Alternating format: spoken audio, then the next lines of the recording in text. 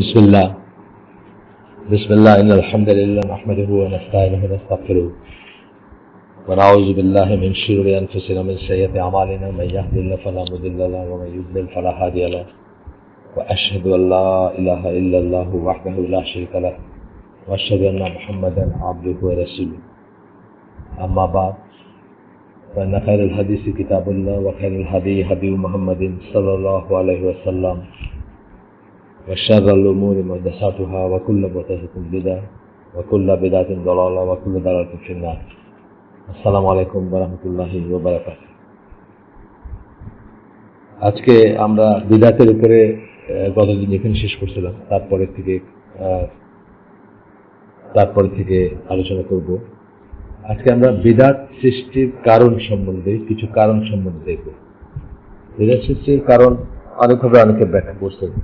মূলত একটা জায়গাতেই যায় জ্ঞানের অভাব, এটা একটা জিস্ট বলতে পারতেন যে জ্ঞানের অভাব, এবং জ্ঞানের অভাব থেকেই সব ধরনের ব্যাপারগুলো আছে। যেমন ধরেন সওয়াব কিসে হবে, কিসে আল্লাহর নৈকট্য লাভ করা যাবে, এই জ্ঞানের অভাব থেকেই তো সে চিন্তা করতেছে যে একটা ভালো কাজ যদি একটু বাড়ায় করি অসুবিধা কি আছে। তার জ্ঞান নাই যে বাড়ায় করাটা নিষিদ্ধ, বা যেটার কোনো দলিল নেই সেই ধরনের জিনিস অ্যাপারেন্টলি দেখতে যদি ভালো মনে হয় তাহলেও সেটা নিষিদ্ধ বা সেটা পরিত্যাজ্য, এই জ্ঞানটা তার নাই। ঠিক আছে, আমরা একটু পয়েন্ট ওয়াইজ একটু দেখি যে কি কি কারণে বিদআত সৃষ্টি হয়, ছড়ায় এবং বেঁচে থাকে। প্রথমেই যেটা বললাম আর কি, অজ্ঞতা। 1 নম্বর পয়েন্ট অজ্ঞতা, দিনের বিষয়ে যথার্থ পড়াশোনা না করা বা না জানা, ধর্মের আদেশ ও নিষেধাজ্ঞা সম্পর্কে না জানা, অ্যান্ড সো অন। এখানে একটা আয়াত কোট করা হচ্ছে যেটা খুব ওয়াইডলি কোটেড আয়াত, আপনাদেরকে আগেও আমি বলছি, আপনারা খুব খেয়াল করবেন এটা, এবং যদি তাফসীরে নিয়ে বসেন কখনো তাহলে এই আয়াতটা পার্টিকুলারলি একটু ডিটেইলস পড়বেন।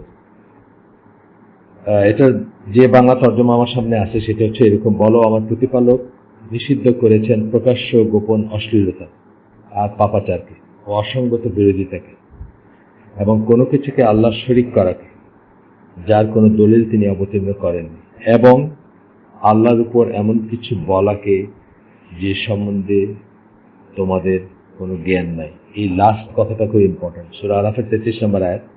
এই আয়াতটা আগে অনেকবার বলছি আপনাদেরকে, বা অনেক সময় কথা প্রসঙ্গে আসবে।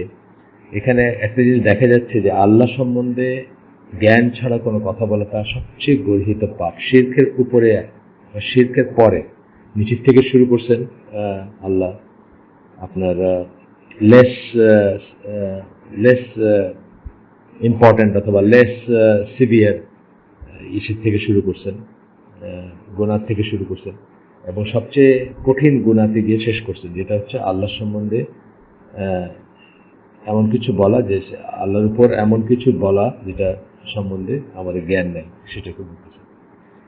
আপনি দেখবেন যে বেদাতীরা আসলে যে কথাটাই বলতেছে, যদিও অ্যাপারেন্টলি মনে হবে যে আল্লাহ সম্বন্ধে তো বলে নাই, কথাটা বলতেছে মিলাদ সম্বন্ধে বা শবে বরাত সম্বন্ধে বা এই ধরনের জিনিস সম্বন্ধে, কিন্তু আসলে তো দিনের গোটাটাই তো আল্লাহ।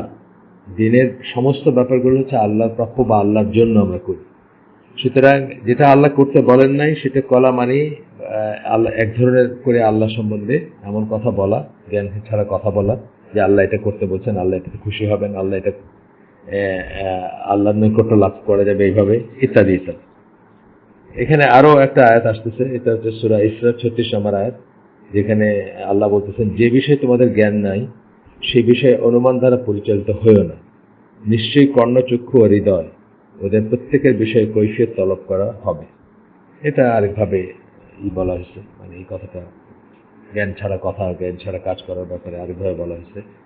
আমরা প্রথমেই আপনাদের অনেক আগে বলছি, আবারও মানে বেদাতের সম্বন্ধে কথা বলতে গিয়ে বলছিলাম যে দিনের যে কোনো কাজ অর্থাৎ সওয়াবের নিয়তে যে কোনো কাজ করতে হলে 5টা জায়গার একটা জায়গায় দলিল থাকতে হবে, মানে 5টা জায়গাতে এটা পাওয়া যেতে হবে, 5টা জায়গার একটা জায়গায় পাওয়া যেতে হবে অন্তত, তবে এটা করা যাবে। আর যদি না পাওয়া যায় তাহলে এটা করা যাবে না। আপনাদের মনে থাকলে আবারও বলি, মানে জাস্ট যেন আপনাদের মস্তিষ্কে গেঁথে যায় সেই জন্য। প্রথমটা হচ্ছে যে আল্লাহ অর্ডার করছেন এমন কোনো কাজ, হ্যাঁ করতে পারেন আপনি সওয়াবের নিয়তে। আল্লাহ যেটা অর্ডার করছেন তার মানে এটা সওয়াব হবে, এটা আল্লাহর নৈকট্য লাভ করবেন এবং ইত্যাদি আজর বা প্রতিদান পাবেন।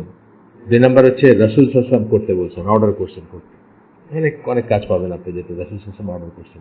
3 নাম্বার হচ্ছে কিছু কিছু কাজ পাবেন হয়তো অর্ডার করেন নাই করতে, কিন্তু যে নিজে করছেন।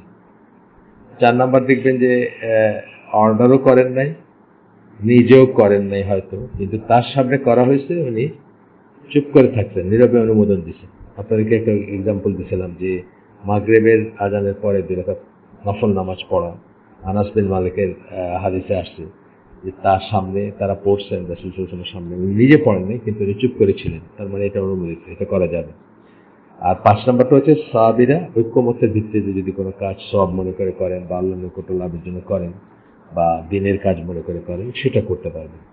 এই পাঁচটা উৎসে থাকতে হবে। যাই হোক, এরপরে একটা আসতেছে, হাদিস আসতেছে, এটা বুখারী মুসলিমের হাদিস, যেখানে আল্লাহ রাসূল সাল্লাল্লাহু আলাইহি ওয়াসাল্লাম বলেন যে আল্লাহ বান্দাদের নিকট থেকে ইলম ছিনিয়ে নেওয়ার মতো করে তুলে নেবেন না, বরং উলামা তুলে নিয়ে ইলম তুলে নেবেন। এমন অবস্থায় যখন কোনো আলেম অবশিষ্ট রাখবেন না, তখন মানুষ মূর্খদের গুরু ও নেতা রূপে বরণ করবে। ফলে তারা জিজ্ঞাসিত হলে বিনা ইলমে ফতোয়া দেবে, যাতে তারা নিজে ভ্রষ্ট হবে এবং অপরকে ভ্রষ্ট করবে। আমাদের দেশের প্রচলিত মসজিদগুলোতে দেখবেন অকাতরে একটা মিথ্যা বা ভুল জিনিস বলে যাচ্ছে, একবার তার বুকটা কাঁপতেছে না বা সে চিন্তা করতেছে না, বিকজ সে ওই যে অন্ধ অনুকরণ করছে কারো, অথবা জ্ঞান ছাড়া কথা বলতেছে, নিজে পড়ে দেখে নাই, তাকিক করে দেখে নাই, ইত্যাদি ইত্যাদি। গেল প্রথম পয়েন্টটা গেল। তাহলে বিদাতের প্রচার প্রসার বা সৃষ্টি অথবা সেটার টিকে থাকার একটা রিজন হচ্ছে জ্ঞানের অভাব বা অজ্ঞতা। 2 নম্বর হচ্ছে প্রবৃত্তি ও খেয়াল খুশির অনুসরণ। প্রবৃত্তি, যেটাকে আমরা ডিজায়ার বলি, ইনস্টিংক্ট বলি, বা মনে এটা ভাল লাগে। আমার একজন মুরব্বী, উনি মারা গেছেন, আল্লাহ তাকে জান্নাত নসিব করুন। উনি শেষ পর্যন্ত মানে আমাদের একদম ইসের উপর আসছিলেন ইবাদতের ব্যাপারে, কিন্তু উনি একসময় আমাকে বললেন, উনি মারা যাওয়ার হয়তো 5 বছর আগে একটা কথা প্রসঙ্গে উনি আমাকে বলতেছিলেন যে আমার যেন মনে হয় যে নামাজে যখন আমরা দাঁড়াচ্ছি, আল্লাহর সামনে তো দাঁড়াচ্ছি, আমার যেন মনে হয় যে কোর্টে যেরকম আমরা খুব কাছুমাছু হয়ে দাঁড়াই কোনো হাইকোর্ট, সুপ্রিম কোর্ট ইত্যাদিতে গেলে, এবং খুব বিনীতভাবে দাঁড়াই, সেরকম নাভির নিচে হাত দিয়ে যদি নামাজে দাঁড়াই, এতে খুব বিনীত মনে হয় আমার কাছে। আর বুকে হাত দিয়ে দাঁড়ানোটাকে কেমন জানি একটা মানে অধ্যত্ব বা একটা স্ট্রেট ফরওয়ার্ড ব্যাপার মনে হয়। এই জন্য আমি মনে করি যে নাভির নিচে হাত দিয়ে দাঁড়ানোটাই আমার কাছে মানে ভাল লাগে বেশি। এই যে ভাল লাগাটা, এটা হচ্ছে নিজের প্রবৃত্তি, এটা তার মনের একটা খায়েশ বলেন, বা তার মনের একটা ধারণা, বা তার মনের একটা ফিলিং যে এটাই বোধহয় বেশি আদব। কিন্তু আসলে আমরা ইবাদতের ব্যাপার কি করব? ইবাদতের ব্যাপারে আমরা বলছিলাম, ইবাদত কবুলের শর্ত বলছিলাম আমরা, প্রথমটা হচ্ছে কেবল আল্লাহর জন্য করতে হবে, ইমানের পরে অফকোর্স। আর সেকেন্ডটা ছিল আল্লাহ রাসূল সাল্লাল্লাহু আলাইহি ওয়াসাল্লাম কিভাবে যেভাবে ইবাদতটা করছেন সেভাবে করতে হবে। তাহলে আমি অন্তত খুঁজে দেখব যে আল্লাহ রাসূল সাল্লাল্লাহু আলাইহি ওয়াসাল্লাম কিভাবে করছেন এবং সেভাবে করার চেষ্টা করব। কিন্তু সেটা না করে আমার কাছে অনেক কিছুই ভালো লাগতে পারে। আমার আমার আমার কালচারাল ব্যাকগ্রাউন্ডে, আমার যেমন বাবা মার প্রতি শ্রদ্ধা করতে গিয়ে, শ্রদ্ধা দেখাইতে গিয়ে কদমবুসি করাটা আমাদের কালচারাল ব্যাকগ্রাউন্ড, হিন্দু থেকে আমরা যারা মুসলিম হয়েছি, আমাদের কালচারাল ব্যাকগ্রাউন্ডে এটা হয়তো খুব একটা আদবের ব্যাপার মনে হতে পারে, কিন্তু অন্য একটা কালচারাল ব্যাকগ্রাউন্ডে এটাকে বলবে যে এটা কি করতেছে। তো সেইগুলো আমরা ত্যাগ করবো ইনশাল্লাহ। খেয়াল খুশির অনুসরণ, প্রবৃত্তি, কোনটা ভাল লাগে কোনটা খারাপ লাগে। অনেক মানুষকে আমি বলতে শুনছি যে সে এটা করতেছে কারণ অমুককে তার খুব ভাল লাগে। এই গত শতাব্দীতে বা এই শতাব্দীতে দেখবেন যে অনেক চরমপন্থী বক্তা, যাদের বক্তৃতা খুব মানে অ্যাপিলিং, এটা ভাল লাগে দেখে কিন্তু অনেকে চরমপন্থা অবলম্বন করছে, এখনো করতেছে। আমি নাম বললাম না, কিছু মিডিয়া আছে আমাদের দেশে যারা নামে বেনামে নানা রকমের লেকচার, নানা রকমের উত্তেজনা কর, মানে জাস্ট অর্থহীন উত্তেজনা, অর্থহীন ইমোশন উদ্রেক করার মতো কিছু আপনার বক্তৃতা বলেন অথবা রেডিও বলেন বা লেখালেখি বলেন চালায় যাচ্ছে। এখানে অনেক বিশেষ করে ইয়াং মানুষকে আমি দেখছি বলতে যে আমার এটা খুব ভাল লাগে। তো কালকে একজন আমাকে এরকম ফোন করছে, আমাদের ভিডিও হয়তো কোনো কোথাও দেখছে, আমরা আপনাদেরকে আগে বলছি যে আইসিটি কোনো ভিডিও আমাদের লেকচারগুলো কোনো ভিডিও করে না, শুধু অডিও করে। তো যখন আমরা বাইরে কোনো প্রোগ্রাম করি, এটা কখনো সিলেট অথবা কখনো ঢাকায় বা অন্যত্র বাইরে, বলতে আমি বলতেছি যে আইসিটির শুটিং এর বাইরে যখন আমরা কোনো করি, প্রোগ্রাম করি, অনেকে ভিডিও করি, সেটা হয়তো ইউটিউবে দেন, কেউ কেউ হয়তো ফেসবুকেও দিচ্ছেন কাটপিস বা এই ধরনের জিনিস, সেটা আমাদের অ্যারেঞ্জমেন্টে দেন নাই, নিজেরা দিচ্ছেন, যাই হোক, বা আমাদেরকে জিজ্ঞেস করেও দেন নাই, সত্যি কথা যেটা। ফেসবুকে তো স্পেশালি একদমই জিজ্ঞেস করে দেন নাই যারা দিচ্ছেন। বাট আমি যেটা যখন প্রতিবাদ করতে চাইছি বা করছি, তখন আমাদের দিনী ভাইরা কিছু কিছু বলছেন যে আচ্ছা দিয়ে দিচ্ছে, এটাতে তো যারা আছে ফেসবুকে এক্সিস্টিং তারা হয়তো উপকৃত হবে। আমরা তো আর কাউকে ফেসবুকের দিকে ডাকতেছি না, বা আমরা তো ডিক্লেয়ার করি না যে আমরা ফেসবুকে এটা আপলোড করতেছি বা এরকম করতেছি। তো যাই হোক, সেটা আরেকটা প্রসঙ্গ। তো যেটা বলতেছি যে কালকে একজন ফোন করছিলেন আমাকে, মানে ইউটিউবে বা কোথাও দেখছেন কোন একটা কাটপিস অথবা পুরা, আমি জানি না, পুরো লেকচারও হতে পারে। উনি বলতেছেন যে আপনার কথাগুলো আমার খুব ভালো লাগে, আমি আপনাকে বাংলাদেশের সবচেয়ে মনে করি, সবচেয়ে মানে কারেক্ট দিনের উপরে যারা দাওয়াত দিচ্ছেন মনে করি, বা কারেক্ট বা ভালো মনে করি, বা কিছু একটা বলছে। আমি ওনাকে বললাম যে দেখেন, আপনার ভালো লাগে কোনো দলিল না, এটা হচ্ছে প্রথম কথা। আমরা অলওয়েজ মনে রাখবো যে আমাদের ভালো লাগাটা কিন্তু কোনো দলিল না। আমি আগেও বলছি আপনাদের, আবারও বলতেছি, বারবার বলা মানে আসলে তো কথা নতুন কিছু নয়, সবই পুরান কথা, আমরা বারবার বলি। কোনো দিনের কোনো বিষয়ে আপনার ভাল লাগতেছে, এটা কিন্তু কোনো দলিল না, বরং উল্টাটাই হইতে পারে। কারণ আমরা কি জানি, আমরা জানি যে আমাদের মতো সাধারণ মানুষ যারা, তাদের ভাল লাগাটা হচ্ছে, আমাদের সেসব জিনিসই সাধারণত ভাল লাগে যেগুলো ভালো না, আর যেগুলো ভালো ওইগুলো আমাদের সাধারণত ভাল লাগে না। আমি দৈনন্দিন জীবন থেকে ফিজিক্যাল এক্সাম্পল দেই যে চিরতা, করলা, এগুলো আমাদের জন্য খুব ভালো না। আমলকি, তারপরে আরো আরেকম জিনিস আছে যেগুলো হটটকি বলে যেটাকে, এগুলো সব কিন্তু শরীরের জন্য খুব ভালো। কিন্তু আমাদেরকে আসলে ভালো লাগে এগুলা, আমরা যখন ছোট ছিলাম, অথবা এখনো যারা ছোট আছেন বা যারা কম বয়সের আছেন, তাদেরকে যখন মা বা কাছে কেউ ইনসিস্ট করেন এই জিনিসগুলো খাইতে, তারা অনেক সময় বিরক্তি দেখান বা অনেক সময় তাদের কষ্ট লাগে খাইতে। কিন্তু এই জিনিসগুলো আমাদের জন্য ভালো। আমাদের ভালো লাগে কি, আইসক্রিম ভালো লাগে, ফাস্টফুড পারলে ভালো লাগে, বিরিয়ানি পারলে ভালো লাগে, যেগুলো আমাদের জন্য ক্ষতিকর। তো সাধারণ মানুষের জন্য দেখবেন, সাধারণ মানে আমার আপনার মতো মানুষ যারা, তাদের জন্য দেখবেন যে ভালো জিনিসটা সাধারণত আমাদের ভালো লাগে না, আর ভাল লাগে যেগুলো সেগুলো ভালো না। নবী পয়গম্বর যারা ছিলেন, আল্লাহ চোজেন পিপল, তাদের কিন্তু এই দুটো জিনিস একই, যেটা ভাল লাগে তাদের ওইটাই ভালো, আর ভালো জিনিসই তাদের কেবল ভালো লাগে। তো এটাই আর কি একটা একটা ইয়ার্ডস্টিক, এটা মনে রাখার একটা জিনিস যে প্রবৃত্তি ও খেয়াল খুশির অনুসরণ করবো না। আমার কি ভাল লাগছে সেটা কোনো দলিল না, কিন্তু শুদ্ধতার দলিল না। বহু মানুষ এভাবে বিপদগামী হয়ে গেছে। এই যে নায়িকা গায়িকা যাদের লক্ষ লক্ষ কোটি কোটি ফ্যান থাকে, যেগুলা দেশি বা বিদেশি গায়ে থাকে, বেসিক্যালি ভালো লাগে, কিন্তু সেই ভাল লাগাটা কি তার জন্য ভালো? সে তো এটা এই পথে ধ্বংস হয়ে যাচ্ছে। মানে গায়িকা, নায়িকা, গায়ক, নায়ককে ভাল লাগে বা পছন্দ করে মানুষ আত্মহত্যা করছে, খুন করছে। জন লেননকে যিনি মারছেন, উনি এত বেশি ভালোবাসতেন জন লেননকে, বা এত বেশি ভাল লাগতো তার, একসময় উনি নিজেকে জন লেনন মনে করতে শুরু করছে, যে উনি জন লেনন হইতে চান, মানে ভালোবাসা ভাল লাগার থেকে উনি জন লেনন হইতে চান। তখন উনি চিন্তা করছেন যে পৃথিবীতে তো দুইটা জন লেনন থাকতে পারে, একজন থাকলে আরেকজন থাকতে পারে, সুতরাং জন লেননকে হত্যা করলেই উনি জন লেনন হতে পারবেন। চিন্তা করছেন কি গ্রেডের ব্যাপার, কত গ্রেড, কি গ্রেডের ভুল জিনিস, ভাল লাগার থেকে আসছে, প্রবৃত্তির থেকে আসছে। এটা জাস্ট অন্য লাইনে, বাট ধর্মের ব্যাপারে কিন্তু তাই। অনেক সময় আমাদের ভাল লাগা, প্রবৃত্তি, কারো একটা কথা, কারো একটা চেহারা, কারো একটা গেট আপ, কারো একটা ড্রেসিং বা কিছু একটা এমন ভাল লাগে যে আমি এটা সত্য সত্য আর বিচার করি না, আমি ওইটাকেই পছন্দ করি। আচ্ছা, এখানে আরো আয়াত আছে, যেমন সূরা নাজমের 23 নম্বর আয়াত, যেখানে আল্লাহ বলতেছেন, ওরা তো কেবল অনুমান ও নিজেদের প্রবৃত্তির অনুসরণ করে, অথচ ওদের নিকট ওদের প্রতিপালকের তরফ থেকে প্রতিপালকের তরফ থেকে পথ নির্দেশনা এসেছে। ট্রান্সলেশনগুলো হয়তো খুব পারফেক্ট না, যাই হোক, তারপরেও ট্রান্সলেশনকে আমরা আগেই বলছি যে ট্রান্সলেশনকে কোরআন মনে করবেন না। এখন এখন যে কোনো বিদেশি ভালো তফসির যদি দেখেন, দেখবেন কি লেখা যায়, TMQ কথাটা লেখে, translation of the meaning of the কোরআন।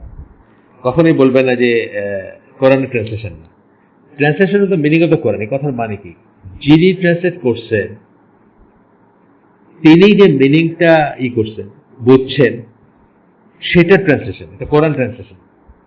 তিনি যা বুঝছেন মিনিং, সেটা ট্রান্সলেশন, সেটাকে উনি ট্রান্সলেট করছেন ইংরেজিতে, বাংলাতে অথবা অন্য ল্যাঙ্গুয়েজে। এটা আমরা মনে রাখবো যে কোরআনের কোনো ট্রান্সলেশন কিন্তু কোরআন না। আচ্ছা, আরেকটা কোট করতেছেন সূরা জাসিয়া, নজম হচ্ছে আপনার ৫৩ নম্বর সূরা। সূরা জাসিয়া হচ্ছে ৪৬ নম্বর সূরা, 46, 46, 40, 41, 42, 43, 44, 45, 46, হ্যাঁ 46, 46, না না সরি 45 সূরা, ৪৫ নম্বর সূরা জাসিয়া, মাফ করবেন। এখানে আসলে নাম্বারটা দেওয়া নেই, এই জন্য আমি জাস্ট বলতে চাইলাম, লোকেট করার জন্য আপনাদের। এটা হামিমের ২৭ সূরার একটা, ৪৫ নম্বর সূরা। ৪৬ নম্বর হচ্ছে আহকাফ, ওইটাও হামিমের সূরা, হামিম দিয়ে শুরু হওয়া সূরা। তো এখন এখানে বলতেছেন কি আল্লাহ, সূরা জাসিয়া ২৩ নম্বর, ৪৫ নম্বর সূরা ২৩ নম্বর আয়াত, তুমি কি লক্ষ্য করেছো তাকে যে তার খেয়াল খুশিকে নিজের উপাস্য করে নিয়েছে? এইরকম একটা কথা আবার সূরা ফুরকানেও আছে, আমার আয়াতটা মনে পড়তেছে না এখন, কিন্তু সম্ভবত এই ৪৩ বা এই ধরনের কিছু, ৪০-এর কাছাকাছি করে একটা আয়াত। এটা আমাদের এই যে আইসিডির যে সিস্টার্সের নিচে সিগনেচার হিসাবে আছে এটা, যে নিজের ডিজায়ারকে ইলা বানায় নাও, নিজের হাওয়া ইচ্ছা কামনা বাসনাকে ইলা বানায় নাও, কামনা বাসনা যা বলে সেই মতো করে চলো। যাই হোক, আয়াতটা আমরা পড়ি। তুমি কি লক্ষ্য করেছো তাকে যে তার খেয়াল খুশিকে নিজের উপাস্য করে নিয়েছে, অর্থাৎ ইলা বানায় নিয়েছে? আল্লাহ তার ভ্রষ্টতা জেনেই তাকে বিভ্রান্ত করেছেন, তার কর্ণ ও হৃদয় মোহর মেরে দিয়েছেন এবং তার চক্ষুর উপর রেখেছেন আবরণ। অতএব আল্লাহ মানুষকে বিভ্রান্ত করার পর কে তাকে পথ নির্দেশ করবে? অর্থাৎ আল্লাহ বিভ্রান্ত করেন না, বিভ্রান্ত হইতে দেন মানুষকে। এটা আবার একটা আকীদা পয়েন্ট। কিন্তু ভালো জিনিসটা যেটা, সেটা আল্লাহর গ্রেস ছাড়া হয় না। অর্থাৎ আপনি জান্নাতের একটা কাজ বা জান্নাতি হবেন, এতে আল্লাহর গ্রেস লাগবে। কিন্তু জাহান্নামে হয়েছেন, এখানে কিন্তু আল্লাহ আপনাকে জোর করে করেননি, আপনি আর্ন করছেন এটা জাহান্নামে হওয়া। মানে এখানে আল্লাহ কোনো জুলুম করেন না, কোনো কিছু আপনাকে এক্সট্রা দিবেন না, এক্সট্রা আপনাকে পথভ্রষ্ট করবেন না, আপনার উপর চাপাই দিবেন না। সুতরাং এখানে একটু বোঝার ব্যাপার আছে। আকীদার বইগুলো যারা পড়ছেন তারা জানেন কিভাবে এগুলো ট্যাবুলেট করা আছে।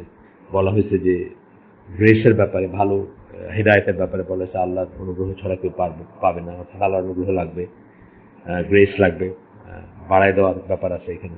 কিন্তু গুনাহ অথবা জাহান্নাম বা শাস্তির ব্যাপারে বলছেন যে আল্লাহ জুলুম করেন না, কেবলমাত্র যা আর্ন করছে মানুষ সেটাই পাবে।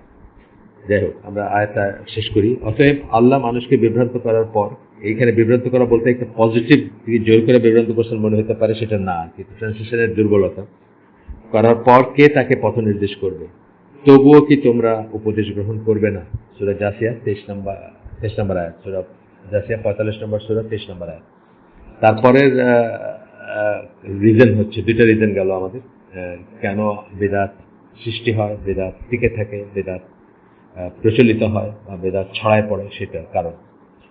৩ নম্বরটা হচ্ছে সন্দিহান উক্তির উপর নির্ভরতা। সন্দিহান উক্তি আমরা জানি কোরআনের সূরা আল ইমরানের, আমরা পড়বো একটা ইনশাআল্লাহ। সূরা আল ইমরানের এই আয়াতে আল্লাহ বলছেন যে যাদের অন্তরে বক্রতা আছে, অন্তরটা বাঁকা, তারা দেখবেন আপনার খুঁজে, এই যে তারা মুতাশাবি আয়াত, অর্থাৎ যে সময় আয়াতগুলোর একাধিক অর্থ হতে পারে অথবা অ্যালিগরিক্যাল হতে পারে, রূপক হতে পারে। আমি রূপক কথাটা বলতে চাইনি, বাট এটা অনেক স্কলাররা বলেন, সেই জন্য বললাম। অ্যালিগরিক্যাল বলেন, মোহাম্মদ আসাদ সহ আরও যারা কোরআন তাফসীর করছেন তারা এই শব্দটা ইউজ করছেন। আমি আসলে এই ইকুইভোকালে থাকতে চাই, দ্ব্যর্থ মানে একাধিক মিনিং হতে পারে, এগুলো নিয়ে গবেষণা করেন। অথবা যে মিনিংটা স্পষ্ট না, আল্লাহ যেটা স্পষ্ট করেন না, ইচ্ছা করেই করেন নাই ধরবো আমরা, আল্লাহ যেটা স্পষ্ট করে সেটা করছেন, যেটা স্পষ্ট করেন নাই ইচ্ছা করেই করেন নাই, বা সবার জন্য করেন নাই যে সবাই এটা নিয়ে গবেষণা করুক, এটা আল্লাহর চাওয়া না। তো সেই আয়াতগুলো নিয়ে দেখবেন তারা অনেক বেশি করে। এবং অনেক সময় দেখবেন যে একদম শ্যালো জ্ঞান। আমার একজনের কথা মনে আছে, উনি মারা গেছেন, আল্লাহ তাকে মাফ করে জান্নাত নসিব করুন, খুব ভালো মানুষ ছিলেন। তো উনি আরবি জানতেন। একদিন আমি, উনি এবং আরেকজন, ওনার এবং আমার দুইজনেরই বড় ভাই হবেন, এই তিনজন ছিলাম। তখন বলতেছেন আমার মনে হয় আল্লাহ এই আয়াতে এরকম কথা বলছেন। সূরা নূরের একটা আয়াত আছে না, লাইট ভার্স যেটাকে বলা হয়, নুরুল আলা নূর, যে মানে কঠিন মুতাশাবি আয়াত আর কি। সেই আয়াত নিয়ে কথা বলতে গিয়ে উনি বলছেন আমার মনে হয় আল্লাহ এখানে এরকম বলছেন। আমি খুব অবাক হয়ে গেছি যে মানে মানুষের কখনোই কোরআনের একটা আয়াত নিয়ে আমার মনে হয় যে স্টার্ট করা উচিত না। আপনার কি মনে হয় এটা ইম্পর্টেন্ট? কোরআনের তফসিরের ডেফিনেট উসুল তফসির আছে, ডেফিনেট নিয়ম আছে কি কি কি কি ভাবে তফসির করতে হবে, ওই নিয়মের বাইরে যাওয়া উচিত না আমাদের। যাই হোক, আমরা এই আয়াতটা পড়ি। এই আয়াতটা হচ্ছে, তিনিই তোমার প্রতি এই কিতাব অবতীর্ণ করেছেন যার আয়াত সুস্পষ্ট দ্ব্যর্থহীন, যার কিছু আয়াত হবে আর কি, যাই হোক ট্রান্সলেশনটা খুব ভালো না, আমি আগেই বলছি। সুস্পষ্ট দ্ব্যর্থহীন অর্থাৎ মুহকামাত আয়াতের কথা বলতেছেন, হুকুম আহকাম যেখানে আসছে এগুলি কিতাবের মূল অংশ, এগুলোকে কিতাবের জিস্ট বলা হচ্ছে। আর অন্যগুলি রূপক, এই রূপক কথাটা ইউজ করছে, যেমন আমি এটা ইউজ করতে চাই না, ব্যর্থ বলতে চাই বা ইকুইভোকাল বলতে চাই, রূপক বলছেন ঠিক আছে। যাদের মনে বক্রতা আছে তারা ফিতনা, বিশৃঙ্খলা সৃষ্টি ও ভুল ব্যাখ্যার উদ্দেশ্যে যা রূপক তার অনুসরণ করে, তারা দেখবেন এগুলো নিয়ে বেশি ঘাটাঘাটি করতেছে। এই সুফিরা বা কবর পূজারী, মাজার পূজারী যারা, বা রাসূল সাল্লাল্লাহু আলাইহি ওয়াসাল্লামকে নবুয়ত তৈরি বানানোর জন্য একটা আয়াতকে নিজের মন গড়া রূপে ব্যাখ্যা করতেছে, আরো অন্যান্য ব্যাপার আছে। যাই হোক, বস্তুত আল্লাহ ব্যতীত কেউ এর ব্যাখ্যা জানে না, এবং যারা সুবিজ্ঞ তারা বলে আমরা এটা বিশ্বাস করি সমস্তই আমাদের প্রতিপালকের নিকট হতে আগত। বস্তুত বুদ্ধিমান লোকেরাই উপদেশ গ্রহণ করে। সূরা আলে ইমরানের 7 নম্বর আয়াত। এই আয়াত নিয়ে দেখবেন অনেক কথা আছে। এই আয়াতে এটা এক ধরনের ট্রান্সলেশন, একটু অন্যরকম ট্রান্সলেশন আছে, কারণ কোথায় ওয়াকফ করবেন তার উপর একটু চেঞ্জ হবে। তবে মোটামুটি ভাবে কথাটা এটা যে যাদের মনে বক্রতা আছে, যারা এই ধরেন জাহেরি বাতেনি কিছু কথা আল্লাহ রাসূল স্পষ্ট বা আল্লাহ স্পষ্ট করে বলছেন, কিছু কথা গোপন করছেন, সেগুলো আবার রাসূল সাল্লাল্লাহু আলাইহি ওয়াসাল্লাম সবাইকে বলেন নাই, এগুলো সবই আহলুস সুন্নাহ ওয়াল জামাআর আকীদা এবং মানহাজের পরিপন্থী কথা, এবং এগুলো বেদাত সৃষ্টির উৎস বলতে পারেন এক ধরনের।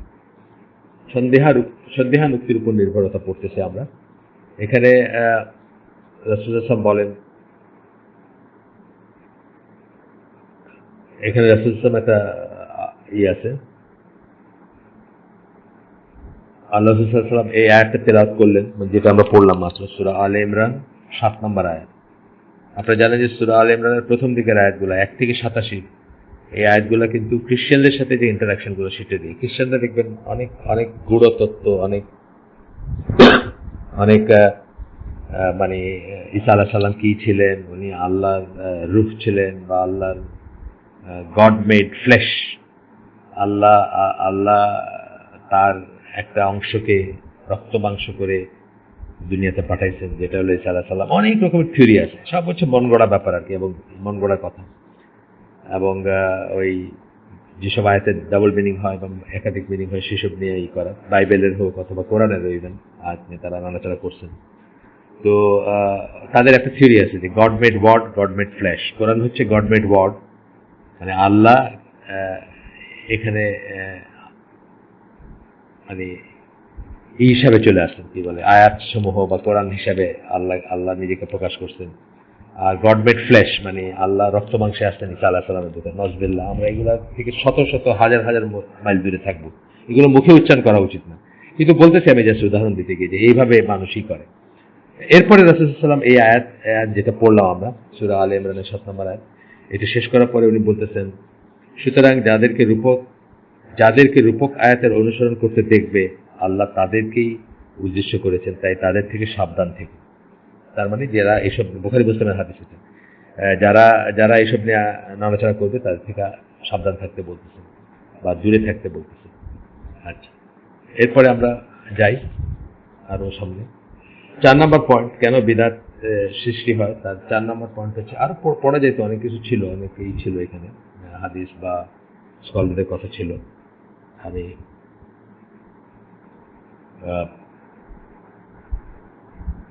আমি ডিটেলস গেলাম না, মানে তাহলে অনেক অনেক অনেক বেশি সময় লেগে যাবে। মোটামুটি ভাবে বললাম আপনাদের। 4 নম্বর হচ্ছে কেবলমাত্র জ্ঞানের উপর ভরসা করা। এটা খুব ইম্পর্টেন্ট জিনিস। জ্ঞান ছাড়া কিন্তু আপনি দিন বুঝবেন না। ট্রু, জ্ঞানের কাছে অ্যাপিল করে কিন্তু আল্লাহ আপনাকে দিনের দিকে ডাকেন। ইয়েট কিন্তু শুধু যদি আপনি নিজের দিনের উপর মানে জ্ঞানের উপর ভরসা করেন, তাহলে কিন্তু আপনি ধ্বংস হয়ে যাবেন এবং বিপদগামী হয়ে যাবেন। এমনকি ইসলাম থেকে বেরো হয়ে যেতে পারে। বহু মানুষ বের হয়ে গেছে এইভাবে, শুধু নিজের বুঝ নিজের জ্ঞান এর উপর ভিত্তি করে দিন মানতে চাইছে। একটা জায়গায় গিয়ে বলছে এটা তো বুঝলাম না, আচ্ছা ঠিক আছে, তারপরে আর সে মুসলমান থাকলো না, অথবা থাকলো আর প্র্যাকটিসিং থাকলো না। তো এখন কথা হচ্ছে যে জ্ঞান জ্ঞান জরুরি না, এটা কিন্তু আমরা বলতেছি না, অতি অবশ্যই বলতেছি জ্ঞান জরুরি। আমরা একবারও বলতেছি না যে জ্ঞান জরুরি না, তাকলিদ করো, কোনো একজন লোকের অন্ধ অনুসরণ করো, একজন হুজুর যা বলবে সেই মতো চলো, মোটেই বলতেছি না। কিন্তু অ্যাট দ্য সেম টাইম আমরা এটাও বলতেছি যে আপনি যদি শুধু নিজের জ্ঞানের উপরই করেন, তাহলে যেটা আমি বুঝলাম সেটা গ্রহণ করবো, যেটা আমি বুঝলাম না সেটা গ্রহণ করবো না। এটা হইতেই পারে, এটা মনে করতে পারেন আপনি। আচ্ছা, এখানে সূরা ফুসসিলাতে 53 নম্বর আয়াত কোট করতেছেন, যেখানে বলতেছেন, সূরা ফুসসিলাত হচ্ছে 41 নম্বর সূরা কোরআনের, হামিম সূরা, আরেকটা হামিম সূরা। হামিম দিয়ে শুরু হয় যেগুলো একটা 7টা সূরা আছে এরকম। তো এখানে বলতেছেন যে আমি ওদের জন্য আমার নির্দেশনাবলী বিশ্ব জগতে ব্যক্ত করব এবং ওদের নিজেদের দেহ মধ্যেও, ফলে ওদের নিকট সুস্পষ্ট হয়ে উঠবে যে তা সত্য। এ কি যথেষ্ট নয় যে তোমার প্রতিপালক সর্ববিষয়ে সাক্ষী? এখানে এখানে অ্যাকচুয়ালি কি বোঝানো হচ্ছে? জ্ঞান দিয়ে আপনি বুঝতে চেষ্টা করবেন, আয়াতগুলা বুঝতে চেষ্টা করবেন, আপনি নিজের শরীরের দিকে তাকাবেন, নিজের হাতের দিকে তাকাবেন, নিজের সৃষ্টির দিকে তাকাবেন। আমরা অলওয়েজ বলি যে আল্লাহকে ভালোবাসা, যেটা আমরা সবকিছুতে ভালোবাসবো, এই ভালোবাসা কিন্তু একদিনে আসবে না। প্রথমে কি হবে? এটা ফার্স্ট স্টেপ হবে, ভালোবাসার প্রথম স্টেপ হবে কৃতজ্ঞতা। কৃতজ্ঞতা আসবে কিভাবে? আপনি যদি আপনাকে আল্লাহ যে সমস্ত নিয়ামতগুলো দিচ্ছেন ওগুলো নিয়ে যদি একটু চিন্তা ভাবনা করতে শুরু করেন, তাহলেই দেখবেন যে কি অপূর্ব যত্ন সহকারে, কি অপূর্ব প্রজ্ঞা সহকারে আল্লাহ আপনাকে সৃষ্টি করছেন, এবং সেখান থেকে আপনার একটা কৃতজ্ঞতা আসবে। আমি অনেক সময় বলি যে আমাদের ডান হাত যেটা, সেটা থাম, যেটা বুড়ো আঙ্গুল যেটাকে আমরা বলি, আপনি ওটা একদিন আপনার পামের সাথে, মানে হাতের তালুর সাথে স্কচটেপে লাগাই দেন। স্কচটেপে লাগাই দিয়ে আপনি এখন দেখেন যে আপনি একটা বোতাম খুলতে পারবেন না, জাস্ট জামার একটা বোতাম খুলতে পারবেন। অনেক সময় আমরা মনে করি যে মানে ফাইনাল ডিটেলস আমরা চিন্তা করে নিই যে প্রতিটি অঙ্গ প্রত্যঙ্গ আল্লাহ অনেক যত্ন করে বানিয়েছেন, এবং এই জন্য আল্লাহর একটা নামকে খালিক, আমাদের খালিক ফ্যাশনার, যিনি ডিজাইন করছেন।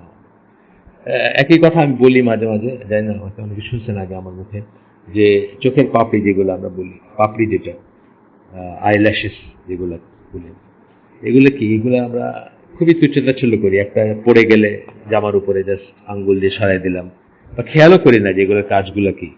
এই চোখের পাপড়িগুলো যদি না থাকতো, বা কেউ যদি কেটে দেয় আপনার চোখের পাপড়ি, আপনি কিন্তু চোখ দুটা বন্ধ করতে পারবেন না। চিৎকার করবেন ঘুমে কিন্তু, বা চোখ ড্রাই হয়ে যাবে কিন্তু চোখ বন্ধ হবে না।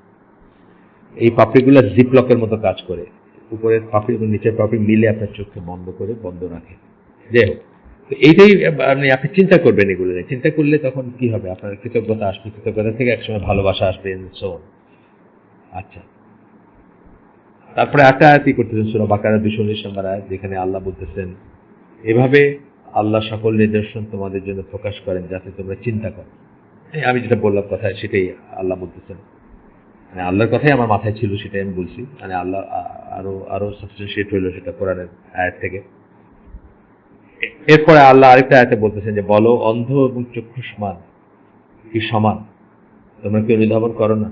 এটা আল্লাহ বলেছে। অন্ধ বলতে আল্লাহ বলেছেন যার জ্ঞান নাই, আর চক্ষুষ্মান বলতে বলেছেন যার জ্ঞান আছে, যে চিন্তা ভাবনা করে, জ্ঞান আছে যার, এই ইত্যাদি বলতেছেন। তারপরেও কিন্তু নিজের জ্ঞানের উপরে যদি আমাদের বেশি ভরসা চলে আসে, তাহলে আমরা ধ্বংস হয়ে যেতে পারি। উদাহরণ দিই আমি আপনাকে, ইবন সিনা বড় জ্ঞানী মানুষ ছিলেন। নিজের জ্ঞানের উপর অতিরিক্ত ভরসা করার ফলে একসময় ক্লেম করে বসলেন যে জান্নাত জাহান্নাম কোনো ফিজিক্যাল জান্নাত জাহান্নাম নাই। অর্থাৎ আল্লাহ যে শাস্তির কথা বলছেন, এগুলো ফিজিক্যাল শাস্তি না, এগুলো জাস্ট মানে ভয় দেখানোর জন্য বলছেন। কিয়ামতে যদি কোনো শাস্তি হয়, সেটা আত্মা বা রুহের উপর দিয়ে হবে। ফিজিক্যাল রিজারেকশন, ফিজিক্যালি যে মানুষকে আবার এই শরীরে উঠানো হবে, রক্ত মাংসের শরীরে উঠানো হবে, এটা এইসব ঠিক নয়। এই যে এখানে গিয়ে উনি কি করলেন? উনি নিজের আকলের উপরে করলেন। আকলেয়ন বলে এদেরকে আর কি, যারা আকলের উপরে করে, নির্ভর করে, এবং সেটা দিয়ে সবকিছুকে ব্যাখ্যা করতে চেষ্টা করে। তো যাই হোক, এটা করলে ধ্বংস হওয়ার অনেককে আমরা দেখছি যে এটা এটা চিন্তা করে ধ্বংস হয়ে গেছেন, এবং অনেকেই দেখছি যে এটা করে আপনার কি বলে মানে নিজের নিজের জ্ঞানের উপর যখন কনফিডেন্স চলে আসে বেশি, তখন ধ্বংস হয়। আরেকজনের কথা আমি বলি, অনেক সময় বলছি, আপনাদের বলছি কিনা যায় না, যে 19 থিওরিটা যিনি করছিলেন, প্রোপাগেট করছিলেন যে কোরআনের ভিতরে 19 সংখ্যা দিয়ে কোরআনকে বেঁধে দেওয়া হয়েছে, এমনভাবে যেন কোরআনের একটা আয়াত বা একটা শব্দ কেউ যদি সরাই ফেলে তাহলে বোঝা যাবে যে কে কোথায় থেকে কি সরাইছে, লেটারগুলা পর্যন্ত বা এইগুলা শব্দগুলা সব 19-এর মাল্টিপল বা এই ধরনের জিনিস। এখন এই জিনিসগুলা আল্লাহ বলেন নাই, রসুল বলেন নাই, রসুল করেন নাই, সাহাবীরা করেন নাই, হঠাৎ করে ওনার মাথায় আসছে। এবং প্রথম দিকে ঠিকই ছিল, উনি বেশ কিছু গবেষণা করছেন। তারপরে একসময় দেখলেন যে উনি গবেষণা একটু ডিপার এসে যাওয়ার পরে দেখলেন যে যেগুলা উনি বলতেছেন এগুলো খাটে না যদি কিছু জিনিস রিমুভ না করা যায়। তো তখন উনি কি করেন, তওবার শেষ দুইটা আয়াতকে অস্বীকার করে বসলেন। ওনার নাম ছিল ডক্টর রাশাদ খলিফা, আপনারা জানেন হয়তো, ইজিপশিয়ান ছিলেন। এবং বললেন যে এই দুটো আয়াত কোরআনের অংশ না। পৃথিবীর সমস্ত স্কলার বলতে আমরা যাদেরকে বলি, আলেম যাদেরকে বলি, মানে তারা এক কথায় সেটা প্রত্যাখ্যান করলেন, তার সেই থিওরি এবং তার সেই ফাইন্ডিং। এবং পরে দেখবেন আপনি খুব সিলি ছিল তার থিওরি। উনি যা বলছেন, যে আয়াতটা নিয়ে ওনার শুরু করছেন, ওই আয়াতটা কোরআনের ব্যাপার বলাই হয় নাই, কিন্তু ওটাকে কোরআন ধরে নিয়ে উনি কথা বলে এই থিওরিটা প্রোপাগেট করার চেষ্টা করছেন। তো এই যে উনি যেটা করলেন, শেষ পর্যন্ত উনি এমনই বেদাতে যুক্ত হইলেন যে উনি ওনার নেম কার্ড বানাইলেন। সেই নেম কার্ডে লেখা ছিল Rashad Khalifa, doctor Rashad Khalifa, messenger of Allah, মানে উনি নিজেকে রসুল বলে ঘোষণা করলেন। টুসন, অ্যারিজোনা, আমেরিকাতে অ্যারিজোনা স্টেটে টুসন বলে একটা জায়গা আছে, সেখানে থাকতেন। সেখানে তার কাজকর্ম ছিল, নিজেদেরকে সাবমিটার্স বলে। যাই হোক, ওই তাকে কেউ মেরে ফেলছে 1992 সালে, গুলি করে মেরে ফেলছে কেউ বা কাহারা। যাই হোক, আমি যেটা বলতেছি যে এই যে নিজের উপরে করা, নিজের উপরে, নিজের ইসের উপরে ভরসা করা, নিজের ইন্টেলেক্টের উপরে। ইন্টেলেক্ট দরকার আছে, চিন্তা ভাবনা দরকার আছে, জ্ঞান দরকার আছে, বাট বেশি ভরসা করা, যে কনফিডেন্ট ফিল করা যে আমি যা বুঝতেছি সেটাই ঠিক বা এটাই একমাত্র সত্য, মেথোডোলজি ফলো না করা, সেটাও বিদাতের একটা কারণ। আমরা 4টা কারণ করলাম, এখানে আজকে শেষ করে দিই, অনেকটুকু হয়ে গেছে, সময় গেছে। ইনশাল্লাহ এখান থেকে অনওয়ার্ড আমরা আগামী দিন পড়বো। সুবহানাকা আল্লাহুম্মা বিহামদিকা আশহাদু আল্লা ইলাহা ইল্লা আনতা আস্তাগফিরুকা ওয়া আতুবু ইলাইক। আমরা যা শুনলাম তার মধ্যে ভালো কিছু শুনে থাকলে সমস্ত প্রশংসা আল্লাহ, আর খারাপ কিছু শুনে থাকলে সেটা আমার ব্যর্থতা এবং সেটা শয়তানের তরফ থেকে। যা ভালো শুনলাম তার উপর আমল করার চেষ্টা করবো এবং জীবনে বাস্তবায়িত করার চেষ্টা করব। শুধু শোনার জন্য শুনবো না, একদিকে শুনলাম আরেকদিকে, এক কানে শুনলাম আরেক কানে বের হয়ে গেল, এরকম করে শুনবো না ইনশাআল্লাহ। আল্লাহ আমাদেরকে তৌফিক দেন। আসসালামু আলাইকুম ওয়া রাহমাতুল্লাহি ওয়া বারাকাতুহু।